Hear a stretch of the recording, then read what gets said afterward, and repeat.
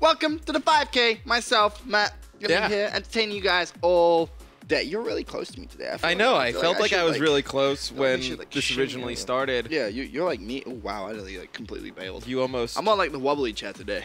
I drew the short straw. My chair's not wobbly. Your chair is wobbly. Stationary. My chair is wobbly. Yeah. How you doing today? Pretty good. Yeah? Pretty good. It's cold. I'm not a fan really of cold. Yeah. But I think today we Sure. have a pretty good 5K.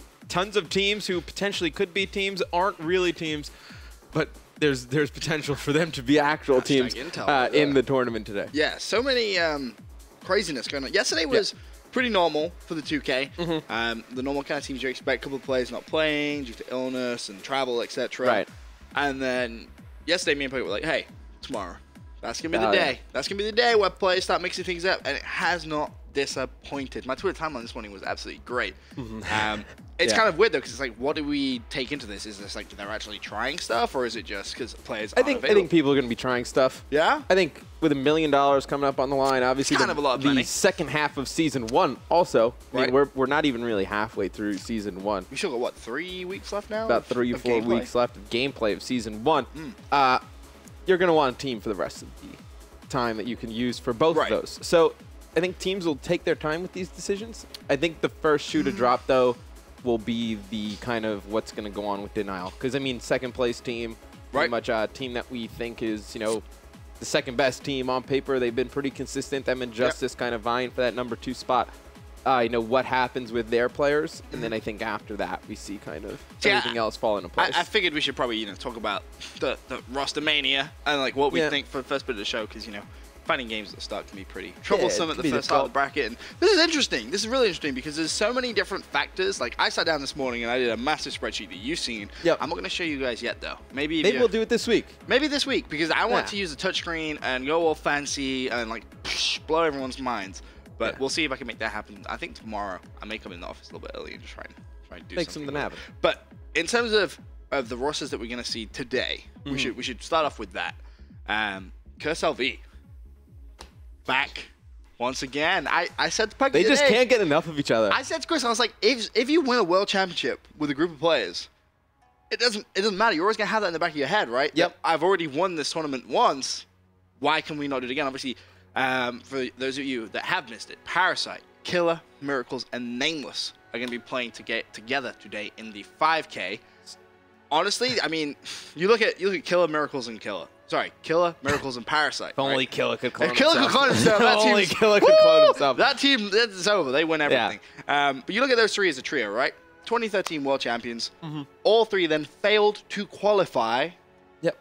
I mean, how does that happen? How do you have a team which wins the world championship, then teams again and fails to qualify on the next game? You know, they had a rough time during Ghosts. They did. All of those players had a pretty rough time during Ghosts. Fair to say. Adding Nameless changes things up. I believe they were with Ricky last time. Yep. Nameless, obviously, a more explosive player than Ricky. More comparable to Karma. Not Karma, but you know, more comparable in the role to Karma. But then, I mean, obviously, you say Nameless is on that team.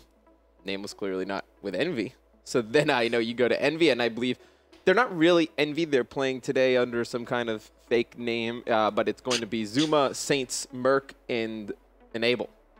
So essentially, that's only one player from Envy as we know it. Yeah, as far as we know. So then that nothing's official or anything. Right. But that would nothing mean official as of yet. That would mean Clay, Cat, gone. and Nameless, gone. all gone, and then all free agents. Right, so then that changes a lot. So then, all right, let's assume that Nameless plays with LV for the time being. Yep. You still have Clay and Cat, right? Right. 50% of that Envy team who are kind of left there going, they won't stick together. What do I? Oh, no way. No way. So then, all right, let's do it one by one. Where does Clay end up then in your mind? Because he's the tough one to place in all of this. And as well as that, we have to talk. Players are looking to be traded. Like I can see. Let's say this is all hypothetical. I don't know anything, but just kind of intel. Just kind of off my intel. What I see. Off your tweets, DMs, off your text messages. No, I would not release my text message information. But I can totally see something or a scenario where you have JCap end up with Denial, and then you also have JCap. Well, all right. Well, when you say JCap with Denial, but you also have Classic. Do you mean the organization? Yeah. So then you also have Classic with Denial. So then you would do Classic, replace JCap, which is that great minds think team, alike. But I thought about... And then they would add Attach and keep Attach. See, I thought exactly the same thing. The same 3 players teaming together again. Yeah.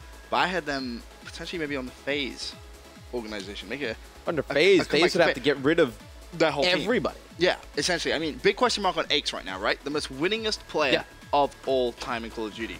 What's he doing? Like, he hasn't played all week. Funny you say that. Me and Maven were talking on the my train, like just like rosters and potential, moves and whatnot. And we came to the same conclusion. The only 2 things I can guarantee you right now that will happen at Champs. OG will be in the finals. Yeah. Aches will have a top 5 KD and probably be the best player there. You don't know who he's going to play with, but crazy. Those are the 2 safest bets going in Champs. He's a player with so much talent that I honestly thought at the very beginning, before any of this happened, obviously nothing's still official yet. Yep.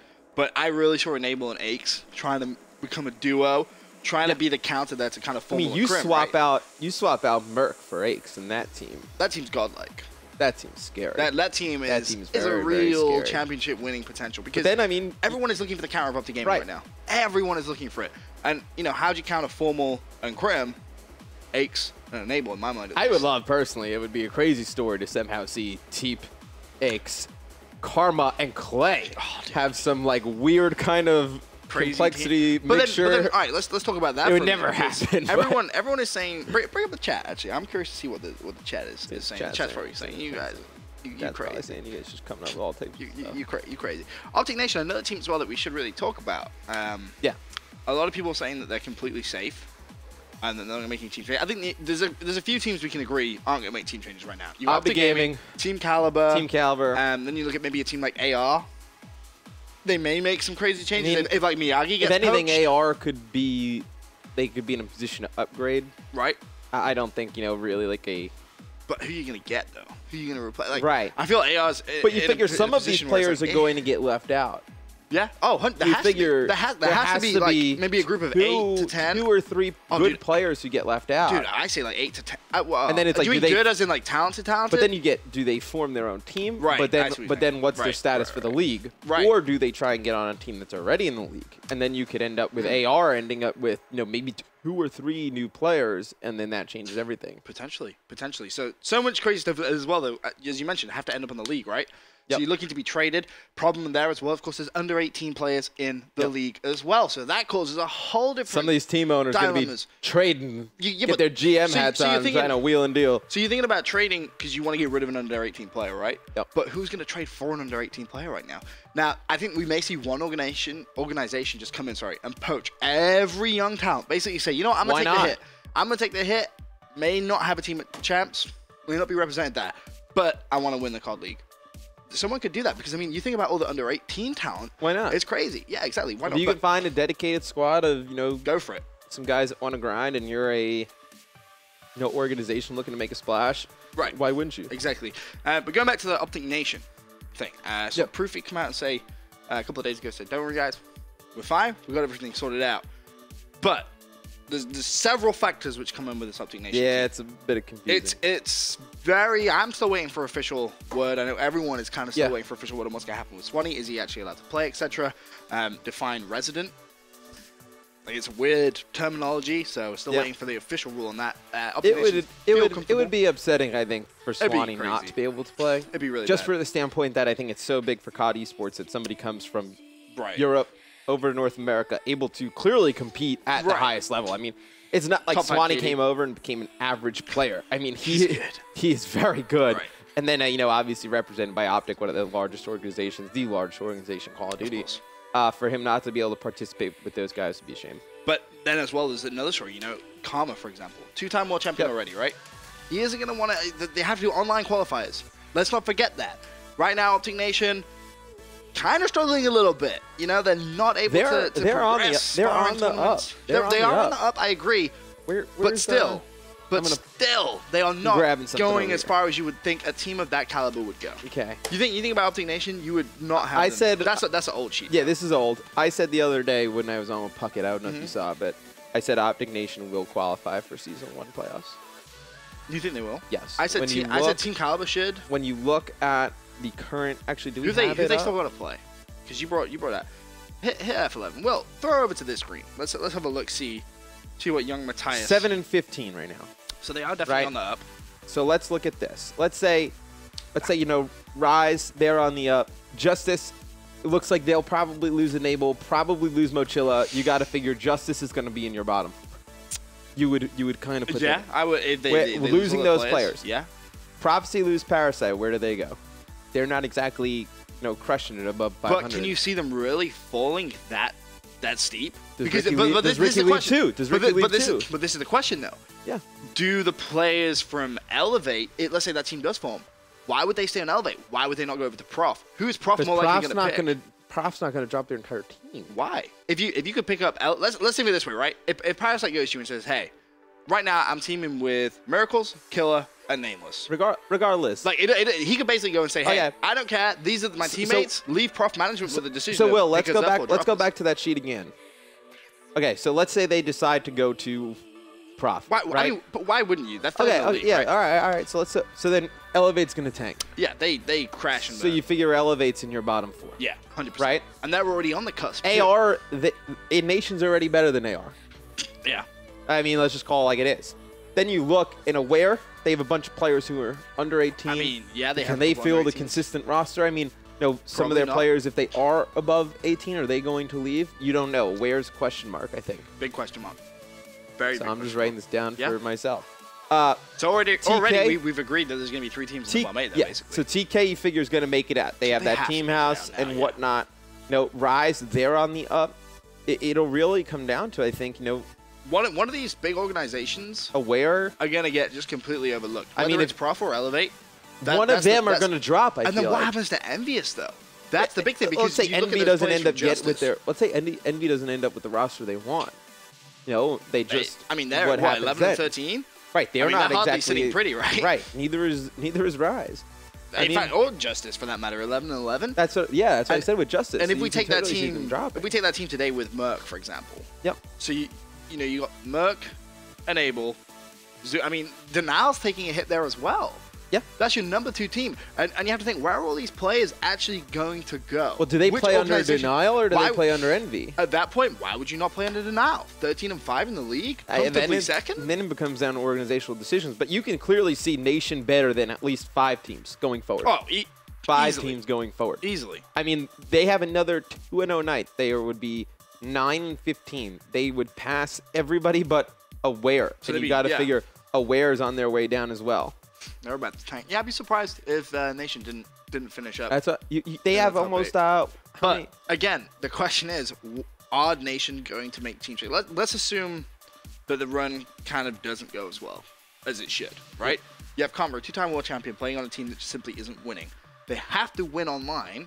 Yeah. They have to. They don't have a choice, right? If you want to qualify for the regionals, you're gonna have to go through the online qualifiers. Nation still has 22 games left. 20. That's a lot of games. It's a lot of games. Good maths.